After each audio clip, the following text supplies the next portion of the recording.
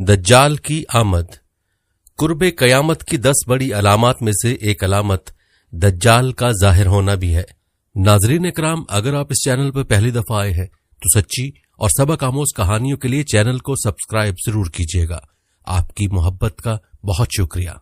दज्जाल का फितना तारीख इंसानी की इब्तदा से लेकर इंतहा तक के तमाम फितनों से बड़ा और खतरनाक फितना है, जिसकी बड़ाई और शिद्दत का अंदाजा इस बात से भी लगाया जा सकता है कि हर एक नबी अलैहिस्सलातु वस्सलाम ने अपनी अपनी उम्मत को दज्जाल का फितना से डराया। दज्जाल का मायनी है बहुत ज्यादा झूठा शख्स, क्योंकि दज्जाल भी हक के साथ बातिल को मिलाकर झूठ बोलेगा, इसलिए इसे दज्जाल कहा गया है। ये अव्वलन खुद को मोमिन जाहिर करेगा और लोगों को भलाई की तरफ बुलाएगा, लेकिन फिर नबूवत का और आखिरकार खुदाई का दावा करेगा। मशहूर है कि इसकी असल यहूद से होगी। हकीमुल उम्मत मुफ्ती अहमद यार खान नईमी रहमतुल्लाह अलैह फरमाते हैं, दज्जाल 2 किस्म के हैं, छोटे और बड़े। छोटे दज्जाल बहुत हुए और होंगे। हर झूठा नबी, झूठा मौलवी, सूफी जो लोगों को गुमराह करें वो दज्जाल हैं। बड़ा दज्जाल सिर्फ एक ही है जो दावा खुदाई करेगा। इमाम मोहम्मद बिन अहमद कुर्तबी रहमतुल्लाह अलैह फरमाते हैं, दज्जाल और कुर्ब क़यामत इसके जाहिर होने पर एतकाद रखना बरहक, और यही अहले सुन्नत बिल अमूम फ़िक़हाए कराम और मुहद्दिसीन इज़ाम का मसलक है। मुख्तलिफ अहादीस में दज्जाल का हुलिया बताया गया है। इन तमाम को सामने रखने से दज्जाल का जो हुलिया सामने आता है वो ये है कि दज्जाल एक जवान मर्द होगा, दराज कद और एक आंख से काना होगा, और कानी आंख ऐसी होगी जैसे फूला हुआ अंगूर हो, जबकि इसकी एक आंख खून आलूद होगी। इसका सीना चौड़ा और जरा सा अंदर की तरफ धंसा हुआ होगा। दज्जाल की पेशानी चौड़ी होगी और दोनों आंखों के दरमियान काफ फे रे यानी काफिर लिखा हुआ होगा, जिसे हर मुसलमान पढ़ सकेगा, चाहे उसे पढ़ना आता हो या ना आता हो, और इसके बाल घुंघरियाले होंगे। दज्जाल के निकलने से पहले दुनिया की बहुत बुरी हालत होगी, जैसा कि अहादीस मुबारका के मज़ामीन से पता चलता है कि उसके निकलने से 3 साल पहले ही दुनिया में आम कहत फैल जाएगा। पहले साल आसमान 1/3 बारिश और जमीन 1/3 पैदावार रोक लेगी। दूसरे साल आसमान 2/3 बारिश और जमीन 2/3 पैदावार, जबकि तीसरे साल आसमान सारी बारिश और जमीन सारी पैदावार रोक लेगी, हत्ता कि आसमान शीशे का और जमीन तांबे की हो जाएगी।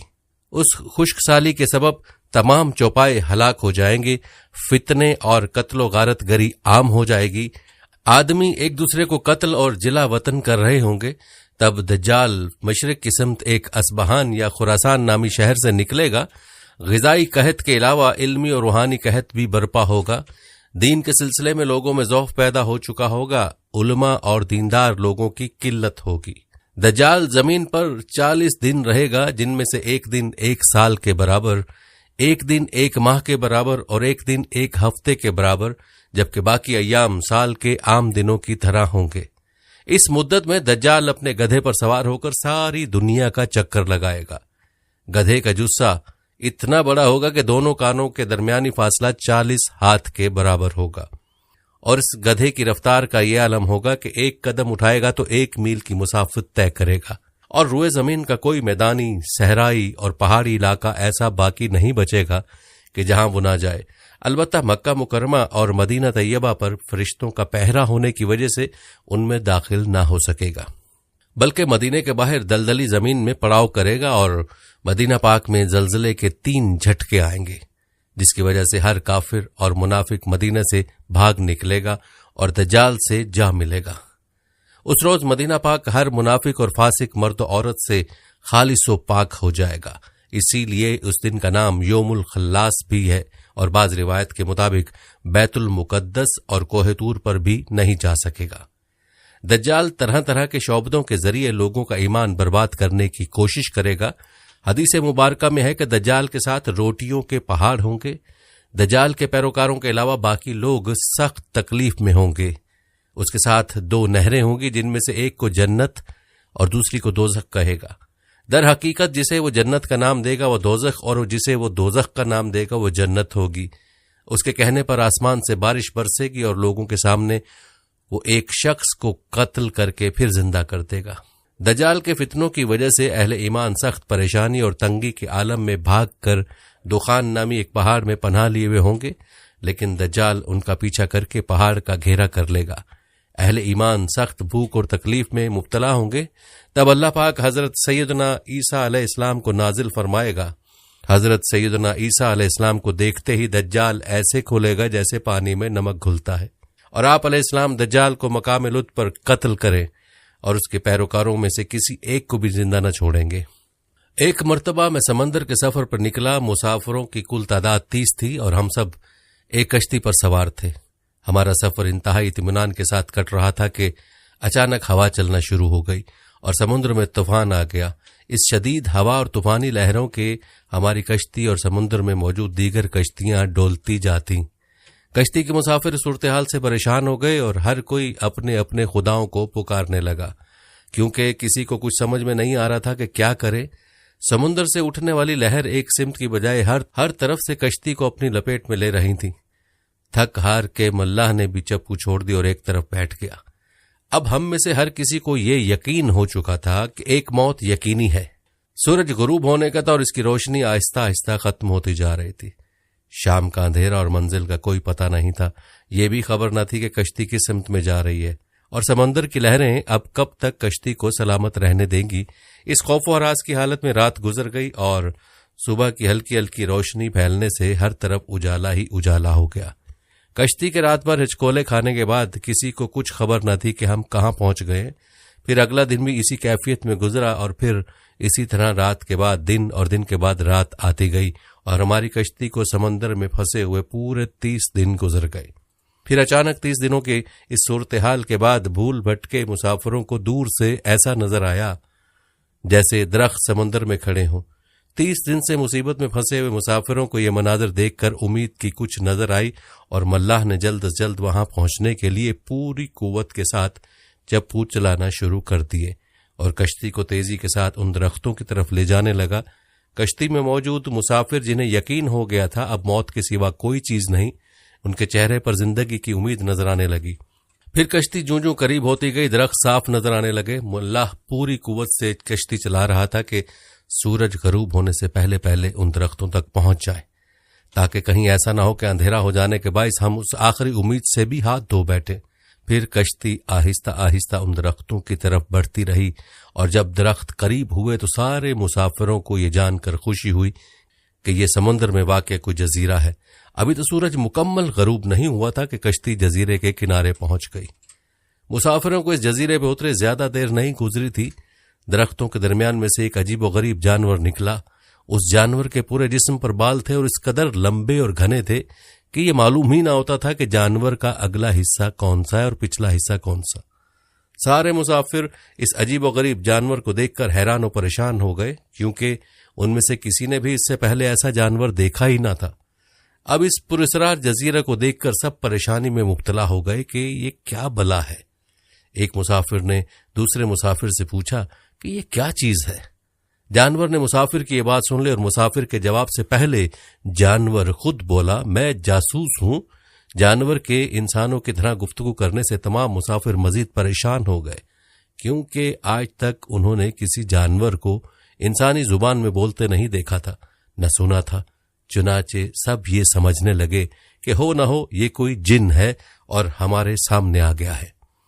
تمہاری جاسوسی کا مقصد کیا ہے اور تم کس کے لیے جاسوسی کرتے ہو؟ ایک مسافر نے ہمت کر کے اس سے پوچھا۔ میں جس کے لیے جاسوسی کرتا ہوں اسے تم سے ملنے کا بے حد شوق ہے، وہ تم سے باتیں کرنا چاہتا ہے، لہذا تم میرے ساتھ چلو۔ یہ سن کر تمام مسافر حیران پریشان چپ چاپ اس کے پیچھے ہو لیے۔ وہ عجیب و غریب جانور درختوں کے درمیان راستے سے ہوتا ایک پرانے محل کے سامنے جا کر کھڑا ہوا۔ محل کو چاروں طرف سے بلند و بالا درختوں نے گھیر رکھا تھا۔ مسافروں نے وہاں پہنچ کر پریشان نظروں سے اس کی طرف دیکھا اور پھر جانور کی طرف سوالیہ نظروں سے دیکھنے لگے۔ جانور پھر آگے چلا اور سب مسافروں کو ایک بڑے دروازے سے گزارتے ہوئے محل کے اندر لے گیا۔ محل کے اندر داخل ہوتے ہوئے سب نے دیکھا ایک بہت بڑا شخص زنجیروں میں جکڑا ہوا تھا اور رہائی کے لیے کوشش کر رہا تھا۔ ہم نے اس سے پہلے اتنے بڑے قداور اور اتنے زیادہ روب والا شخص کبھی نہیں دیکھا تھا۔ ایک مسافر نے ہمت کر کے پوچھا، تم کون ہو؟ میں کیا ہوں اور کون ہوں یہ تو تم جان ہی لوگے، پہلے یہ بتاؤ تم کون ہو؟ اس نے سوال کرنے والا مسافر سے پوچھا، ہم عرب قبائل لخم اور جذام کے لوگ ہیں۔ اور ساتھ ہی اس مسافر نے اپنے ساتھ بیتی اور یہاں تک پہنچنے کی ساری داستان بتا دی۔ اس قید میں جکڑے ہوئے شخص نے کہا، ذرا مجھے نخلستان بسان کے متعلق تو بتاؤ، اس کے متعلق کیا جاننا چاہتے ہو؟ ایک مسافر نے پوچھا۔ خبردار، ان قریب ان پر پھل لگنا بند ہو جائے گا، وہ قیدی غصیلے انداز میں بولا۔ پھر وہ مسافروں سے مخاطب ہوئے کہنے لگا، اچھا قبرستان کے دریاؤں کے متعلق تو بتاؤ۔ مسافروں نے کہا، دریا کے متعلق کیا پوچھنا چاہتے ہو؟ وہ بولا، اس میں پانی ہے؟ مسافروں نے کہا، ہاں اس میں پانی ہے۔ اس نے کہا، عنقریب اس کا پانی ختم ہو جائے گا۔ پھر وہ کہنے لگا کہ زغر کے چشمے کے متعلق تو بتاؤ، کیا پوچھنا چاہتے ہو؟ مسافروں نے کہا، یہی کہ اس چشمے میں پانی ہے کہ نہیں، اور اگر وہاں پانی ہے تو پھر وہاں کے لوگ چشمے کے پانی سے کھیتی باڑی کرتے ہیں؟ پھر وہ پوچھنے لگا، اچھا مجھے بتاؤ کہ امیوں کے نبی محمد کے بارے میں تو بتاؤ۔ مسافروں نے جواب دیا، انہوں نے مکہ سے اپنی دعوت کا اعلان کیا اور اب وہ مکہ سے نکل کر یثرب میں موجود ہیں۔ کیا وہ عرب کے لوگوں کے ساتھ کوئی لڑائی لڑے؟